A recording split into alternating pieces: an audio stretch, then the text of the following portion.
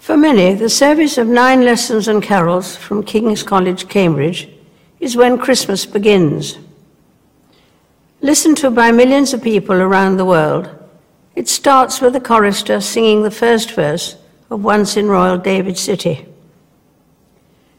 The priest who introduced this service to King's College Chapel exactly 100 years ago was Eric Milner White. He had served as a military chaplain in the First World War. Just 6 weeks after the armistice, he wanted a new kind of service, which, with its message of peace and goodwill, spoke to the needs of the times. 2018 has been a year of centenaries. The Royal Air Force celebrated its 100th anniversary with a memorable flypast, demonstrating a thrilling unity of purpose and execution. We owe them and all our armed services our deepest gratitude. My father served in the Royal Navy during the First World War. He was a midshipman in HMS Collingwood at the Battle of Jutland in 1916. The British fleet lost 14 ships and 6,000 men in that engagement. My father wrote in a letter, "How and why we were not hit beats me." Like others, he lost friends in the war. At Christmas, we become keenly aware of loved ones who have died, whatever the circumstances.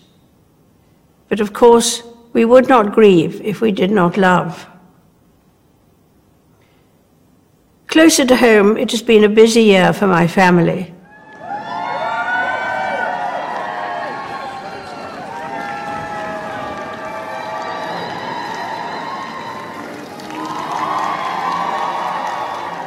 With 2 weddings and 2 babies and another child expected soon. It helps to keep a grandmother well occupied.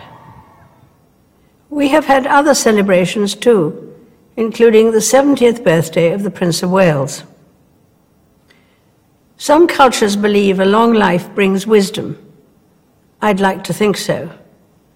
Perhaps part of that wisdom is to recognize some of life's baffling paradoxes, such as the way human beings have a huge propensity for good, and yet a capacity for evil. Even the power of faith, which frequently inspires great generosity and self-sacrifice, can fall victim to tribalism. But through the many changes I have seen over the years, faith, family, and friendship have been not only a constant for me, but a source of personal comfort and reassurance. In April, the Commonwealth heads of government met in London. My father welcomed just 8 countries to the first such meetings in 1948. Now the Commonwealth includes 53 countries with 2.4 billion people, a third of the world's population. Its strength lies in the bonds of affection it promotes and a common desire to live in a better, more peaceful world. Even with the most deeply held differences, treating the other person with respect and as a fellow human being is always a good first step towards greater understanding. Indeed, the Commonwealth Games, held this year on Australia's Gold Coast, are known universally as the Friendly Games because of their emphasis on goodwill and mutual respect.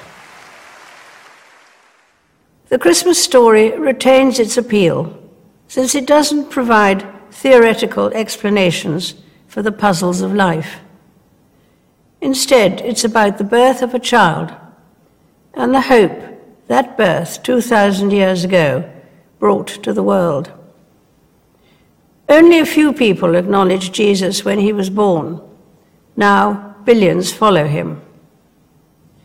I believe his message of peace on earth and goodwill to all is never out of date. It can be heeded by everyone. It's needed as much as ever. A very happy Christmas to you all.